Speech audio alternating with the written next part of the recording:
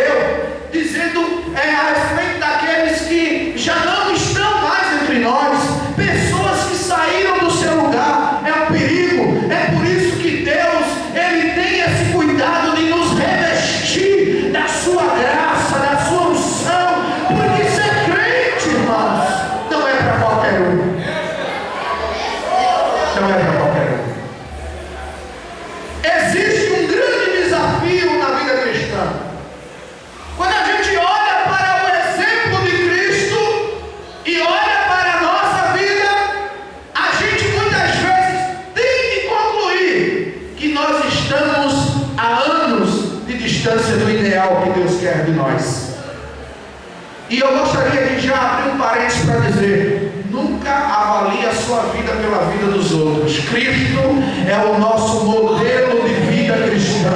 Se você olhar para mim, você vai ver coisa que de repente não é em você, e você vai então dizer: bom, comparado ao irmão Marcos, eu estou bem. O problema aqui não é comparado ao irmão Marcos, é comparado a ele, comparado a Jesus, olhando para Jesus, porque quando a gente olha para ele, aí a gente vê o que de fato está diferente em nós. Quando Isaías olhava para os outros, ele era capaz de dizer: ai de ti, ai de ti, ai de ti. Mas a Bíblia diz que um dia, depois da morte do seu primo ou tio, a gente sabe que não há gênero, parentesco no que diz respeito ao povo judeu. Então ele está entrando no tempo depois da morte de Uzias, e ele vê uma visão totalmente diferente, e ele percebe anjos poderosos ali, e no meio daquela visão ele vê um ser glorioso assentado no trono. E quando ele vê este ser então reflete a sua imagem dele mesmo, e ele vê como que no espelho todo o seu defeito, e ele diz: ai de mim, ai de mim, ai de mim, que estou perecendo, porque sou homem de lábios impuros e habito no meio de um povo de impuros lábios. Ei, o reverencial não é o colega de banco, o reverencial não é o pastor, o reverencial não é o presbítero, o reverencial é Jesus Cristo de Nazaré. Se você olha para ele, você não se embaraça. Se você olha para ele, você não volta atrás. Se você olha para ele, você não desiste. Se você olha para ele, você avança. Aleluia. Glória a Deus. É preciso destacar na expressão usada por Lucas no texto que nós lemos, pelo menos 3 aspectos desta declaração. Primeiro, ela aponta para a reunião dos povos em Cristo. Aqueles que leem a Bíblia sabem de que o Pentecostes é o inverso de Babel. Capítulo 11 do livro de Gênesis, quando Deus confundiu as línguas, misturou os povos, a fim de que unidos eles não atentassem contra o Criador. Aqui no Atos dos Apóstolos, quando finalmente eles recebem a promessa do batismo com o Espírito Santo, Deus agora unifica o mundo, porque agora todo mundo, através da unção do Espírito Santo para a propagação do Evangelho, pode ser entendido ou ouvido na sua própria língua. Essa é a primeira verdade. A segunda verdade é que essa expressão, recebereis poder, aponta para uma profecia que fala do fim dos tempos. Eu quero abrir um parênteses aqui para dizer: acordemos. Estamos na última hora. O assunto não é esse, mas eu gostaria de dizer brevemente aqui aos irmãos. Quem acompanha a internet, quem está atenado às notícias do mundo, ouviram esses dias que Israel voltou a fazer o sacrifício do Cordeiro Pascual. Quem ouviu essa notícia aqui? Alguém? Irmãos, talvez para muitos é mais uma notícia dada, mas para quem lê as Escrituras sabe que Zacarias falou deste tempo, no tempo em que Israel voltaria a sacrificar. Olha, irmãos, isso aqui é muito sério. É preciso atentarmos para isso. Não é tempo de vivermos uma vida lá vão ter, uma vida descomprometida com a verdade do Evangelho. Não é tempo de a gente ficar mais indeciso. Jesus está à porta. Nunca se viu tanta coisa acontecendo para apontar que este grande evento está acontecendo. A Bíblia diz, e Jesus já tinha corroborado com a profecia de Ezequiel sobre a floração da figueira. A figueira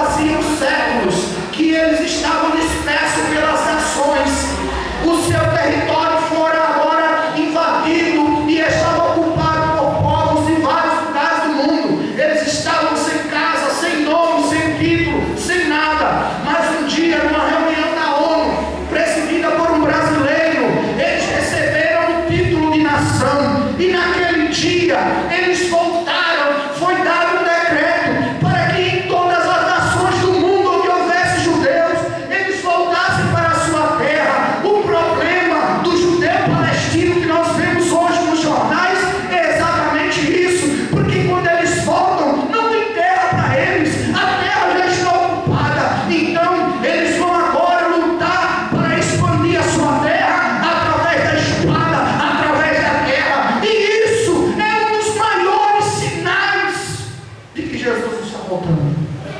Glória a Deus. Jesus disse: quando veio que a figueira está florescendo, notai que os seus ramos, suas folhas estão tenras. É porque se aproxima o grande dia do Senhor. A palavra de Deus aqui aponta para esta verdade, lembrando o que disse o profeta Ageu, que nos últimos dias, os irmãos vão ver que quando esta passagem se cumpre no capítulo 2, Pedro faz alusão à profecia de Ageu, dizendo: olha, o que está acontecendo aqui não é algo novo, não é algo transitório, mas é o cumprimento do que Ageu falou, que nos últimos dias vossos filhos profetizarão, vossas filhas terão visões, os velhos terão sonhos, porque agora não é mais do mundo da conta. O Espírito Santo agora vai habitar dentro de cada pessoa, de cada crente, comprometido com a verdade da palavra. E nesta noite não é diferente. O Espírito Santo estará aqui.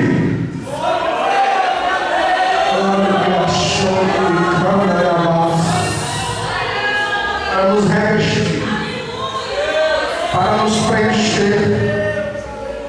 Segunda verdade, e é essa que me importa, que a expressão recebereis poder traz é definir o caráter, o porquê nós precisamos deste revestimento. E aqui, meus irmãos, eu tenho que pôr o dedo na ferida de muita gente. Vivemos num período em que existe uma preocupação muito grande para que sobre algo para a glória do homem, para que o homem apareça, para que ele seja lembrado.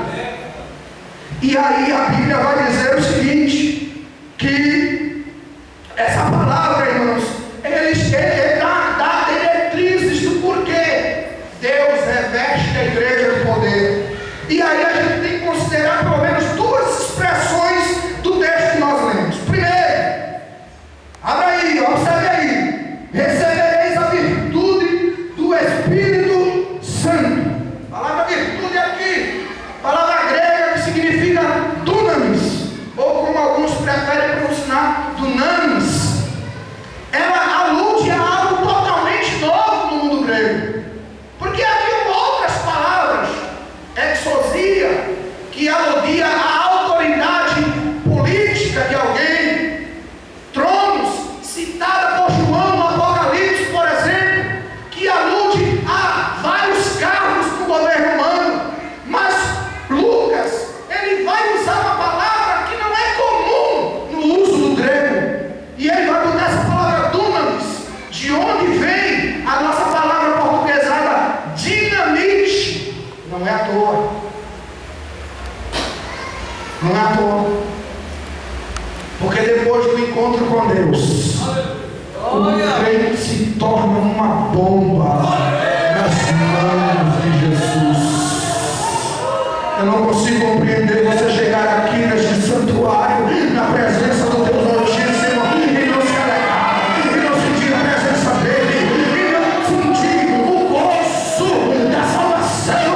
A Bíblia diz que quando Lucas fez questão de dizer este texto, usando esse termo, ele quer fazer uma distinção entre força humana, autoridade humana e o poder do Espírito Santo na vida do homem de Deus, na vida da mulher de Deus. Porque quando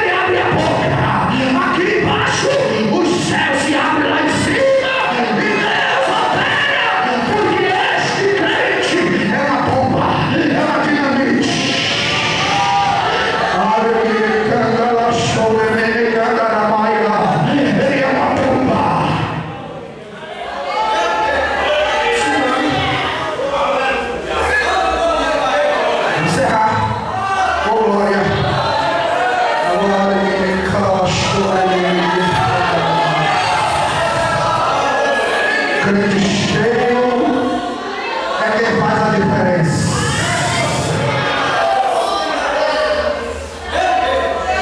Oh, glória. A segunda expressão que temos nesse texto é a expressão testemunhas, do grego martírio, ou martirizar, ou mártir.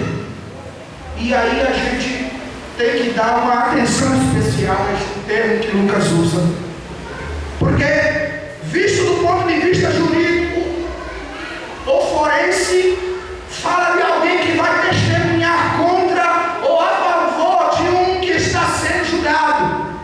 Mas dentro da realidade cristã da igreja, alude a alguém que agora recebeu power, recebeu o dunamis. Para quê? Isso aqui é forte. Para morrer pelo Evangelho. Perceba isso aqui? Ô, irmão Marcos, eu pensei que a gente recebia poder para ser astro, para receber curtida no Facebook, porque a gente canta bem, porque a gente prega bem. Não, meu filho. Jesus está dizendo aqui, olha, eu vou dar poder a vocês, vocês que eram covardes, vocês que estavam voltando, vocês que estavam querendo desistir, vocês que não tinham capacidade de ir até o Calvário. Agora eu vou dar poder para que, se preciso for, vocês morram pela causa do Evangelho.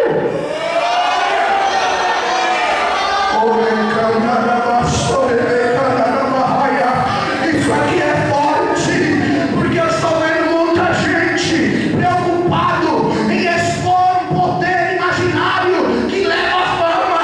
E agora Jesus está dizendo de um poder que não leva à fama, meus irmãos, que não leva ao YouTube, que não leva a curtidas no Facebook, mas se preciso for, leva alguém a morrer pelo que crê, morrer pela sua fé, morrer pela causa de Cristo.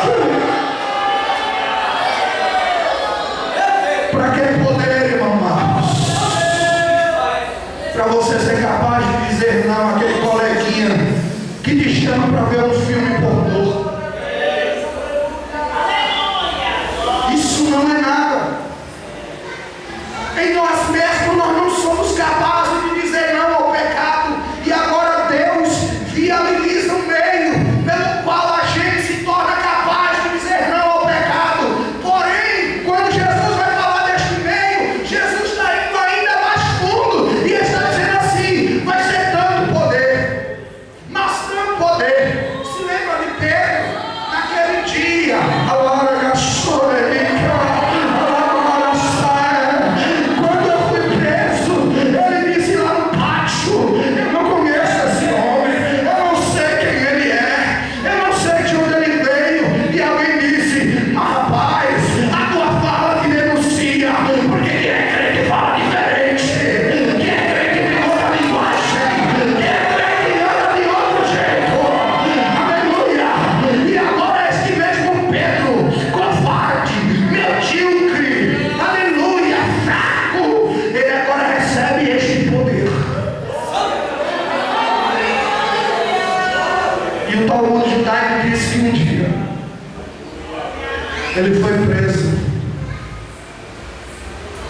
Em algumas quarentenas de soldado ele dormia tranquilamente, já sabendo que no outro dia ele ia morrer. Porque a tranquilidade tomou conta de alguém que sabia que ia morrer. Poder para morrer. Jesus disse a ele: Pedro, eu vou te dar tanto poder que tu não vais ter medo da morte. A morte já não é mais algo pavoroso. A morte já não é mais algo horroroso. Eu acho um paradoxo horrível. Um crente que fala tanto de Jesus tem medo de morrer. Se tem alguém aqui nesta noite, Jesus está dizendo que converte, recebe poder, recebe graça. Aleluia! A Bíblia diz: é preciosa a vista do Senhor, a morte dos seus santos. Como pode alguém falar do céu e não querer ir para lá?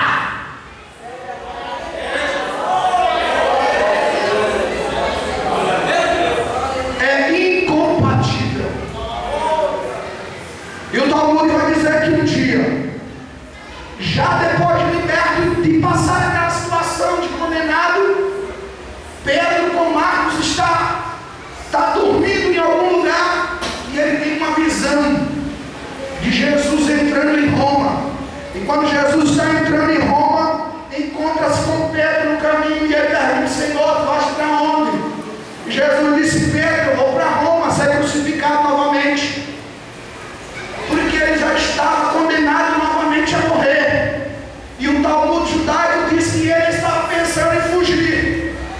E aí ele se lembrou que Jesus capacitou ele de graça e poder. E ele disse, no outro dia, quando amanheceu, o soldado chegou e disse assim: seu Pedro, o senhor vai morrer hoje, o senhor está sabendo disso? Ele diz: eu sei, agora faça um favor para mim, não me crucifique igual ao meu Senhor, não. Crucifica-me de cabeça para baixo. Isso é que é poder. Poder não é mídia.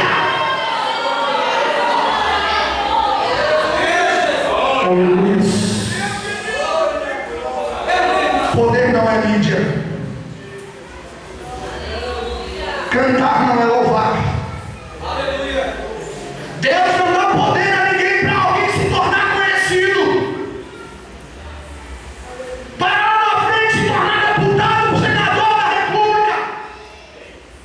Deus dá poder a homens para falar em nome dele, e se preciso for morrer pela verdade do Evangelho.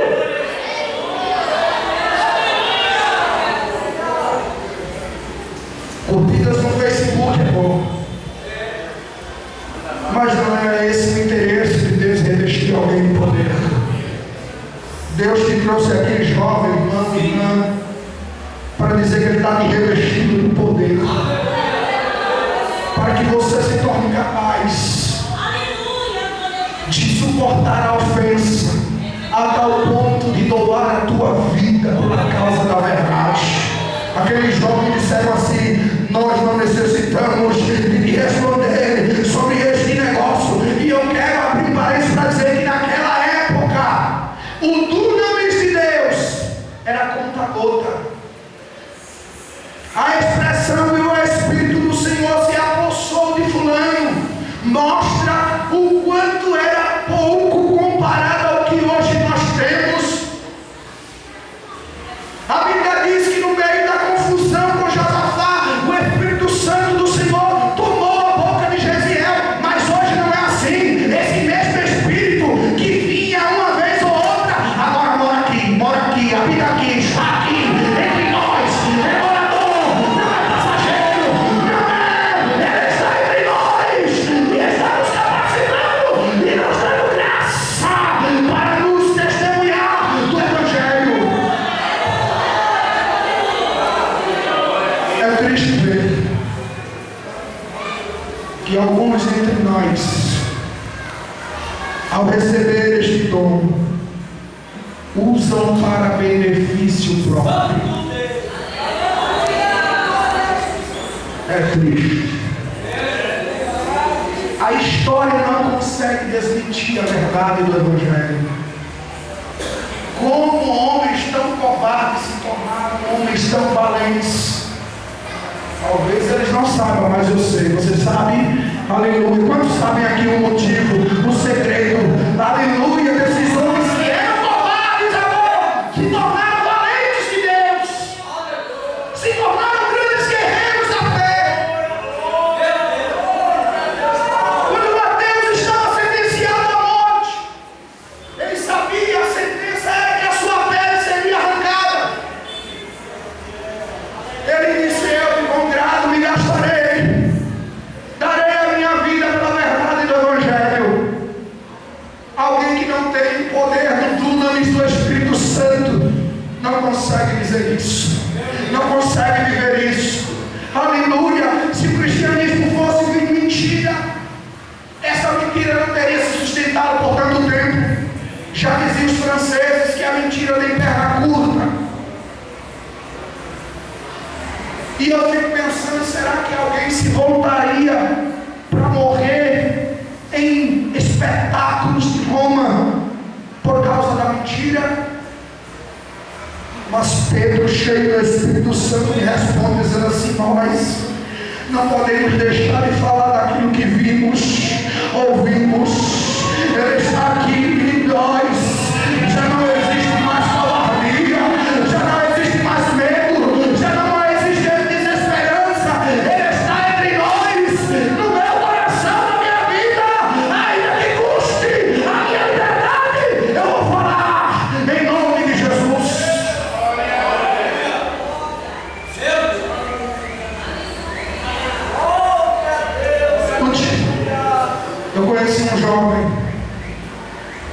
pastor da igreja, de 12 para 13 anos, foi buscar no mundo que não tinha perdido. Jovem bobo, criado no Evangelho, se juntou com pessoas erradas e começou a fazer um monte de coisa que antes não fazia. Sem a presença e a graça de Deus, ele se entregou a muitas situações.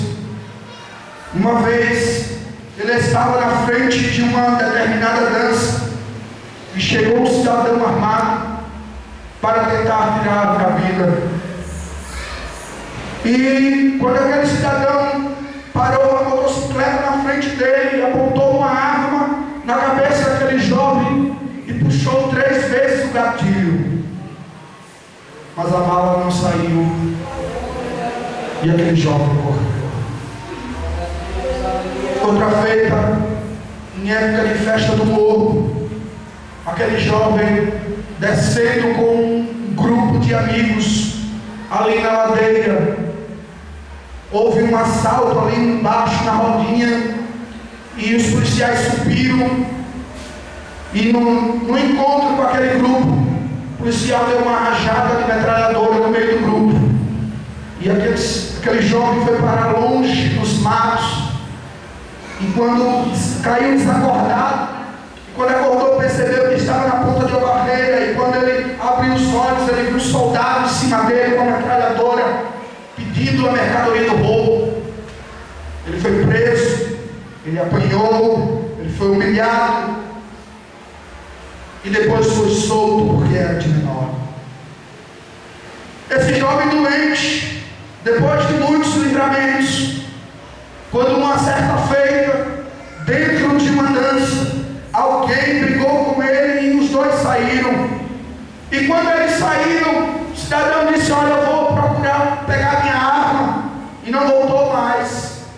Ele jovem foi para casa, a mãe preocupada, disse: meu filho, eu estava orando por você, não sabia onde você estava. No dia de manhã, ele tinha que se apresentar no quartel e ele foi. E quando saiu já do quartel, ele decidiu ir na casa do pai, que morava em outro lugar. Quando ele chegou, estava passando o jornal e ele viu que aqueles mesmos jovens que estavam envolvidos na briga, 3 deles foram mortos ali na chacina que teve ali no Morro da Conceição. E muitos livramentos Deus deu a esse jovem. E alguns meses depois, doente, com vários hematomas e situações que Deus permitiu ele passar, e muitos livramentos, ele estava na ponta de uma barreira, e ele estava murmurando, querendo tirar sua vida, drogado, dizendo: Deus, se tu tem negócio da minha vida, fala comigo, eu quero ouvir a tua voz. De repente ele viu quando um irmão, desses irmãos doidos, que gosta de andar de paletó e gravata todo o tempo, com uma Bíblia enorme, vinha em sua direção, subindo a ladeira, marchando, igual um soldado falando em língua, colocou a mão no ombro dele e disse: jovem, eu tenho negócio na tua vida, quero te encher de poder e fazer de você a minha voz. Aleluia. Aquele jovem disse: irmão, meu pai é crente, minha mãe é crente, eu estou afastado, Deus não tem nada comigo, não quer nada com a minha vida. E falando em línguas, aquele homem de Deus disse assim: eu tenho um negócio contigo, te escolhi, te dei livramento, fechei tua sepultura tantas vezes para dizer que tu és o meu escolhido. Era 27 de agosto de 1996. Aquele jovem entregou a sua vida a Jesus. Era uma quinta-feira.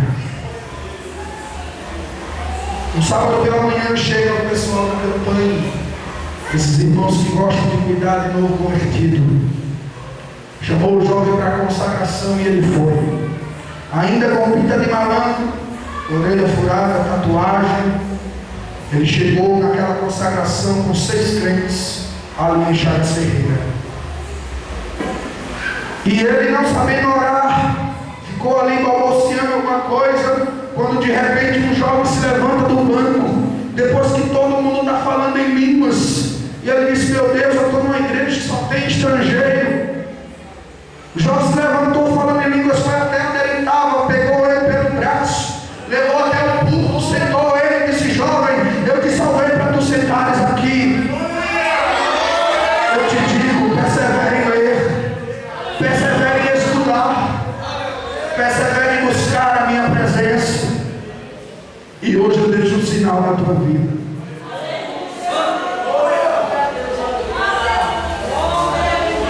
À noite aquele grupo chegou para chamar aquele jovem para vigília ali em Casa Amarela. Mesmo não sabendo muito do que se tratava, ele foi.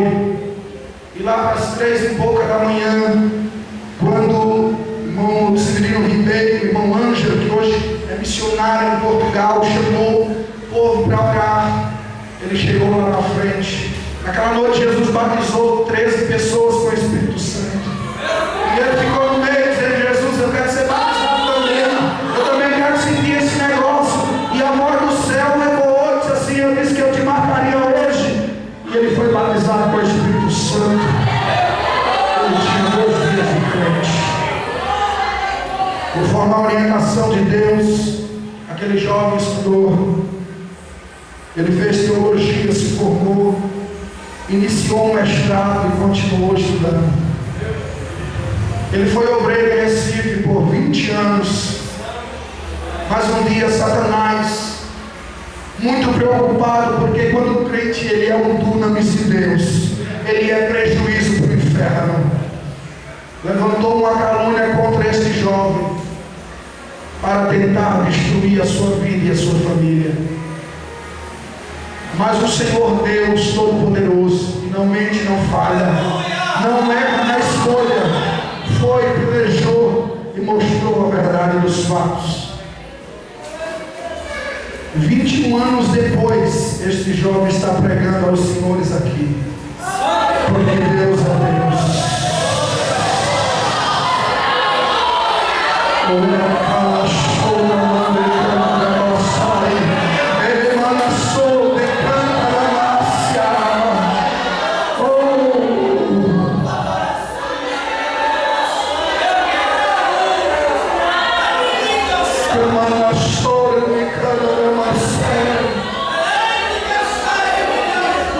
Eu lembro que um dia, quando eu conheci a minha mãe, recentemente, eu fui perguntado porque uma certa feita estávamos trabalhando no terreno da igreja e eu estava muito angustiado. Eu casei muito jovem, queria minha família, eu queria minha estabilidade, eu queria viver a minha vida. Eu estava desempregado, capinando o terreno da igreja. Sempre fui um jovem dedicado à obra do Senhor. E naquele dia eu dizia assim: Deus, não tem nada em casa, os filhos estão com fome. E eu estava por aí pregando, falando que Jesus é bom, nos eventos de cruzadas. Jesus me deu a oportunidade de ir para o Rio Grande do Norte, João Pessoa, pregando em grandes eventos. E naquele dia o Senhor disse assim: homem, cuida do que é meu, e eu cuido do que é teu. Aleluia.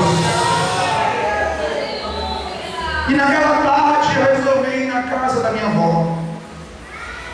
E não sei por que razão, Deus sabe, resolvi ir pelo Morro da Conceição, que há muitos anos eu não ia.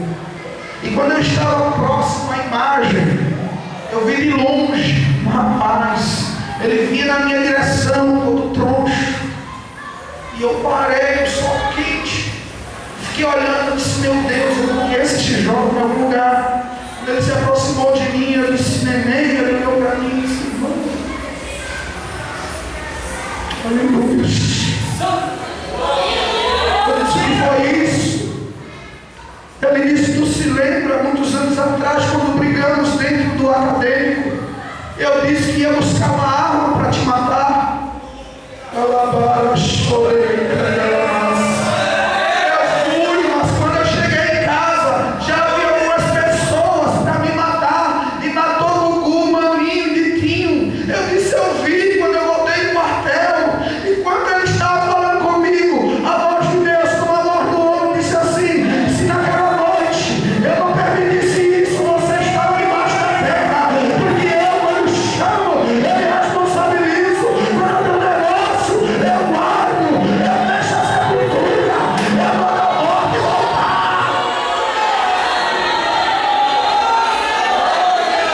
Ele chorando dizia para mim, Marcos, naquela noite, eu tomei 4 tiros e um deles foi na cabeça e hoje estou assim, tetraplégico. Eu olhei para ele, eu abracei e disse, Jesus, a tua vida. Eu estou aqui porque um dia eu ouvi a voz de Deus e deu ouvido, e Deus também tem negócio na tua vida, te ergue, te apruma. Jesus quer te salvar.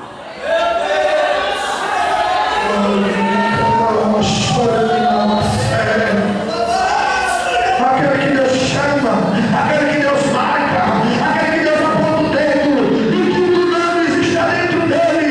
Alguém pode caluniar, alguém pode perseguir, alguém pode tentar matar, mas a chamada de Deus, o compromisso de Deus é fiel, é fiel, é fiel, é fiel. Deus não deixa morrer, Deus não deixa alguém matar. Aleluia. Fique de pé, fique de pé, fique de pé. Alguém canta lá, baixou,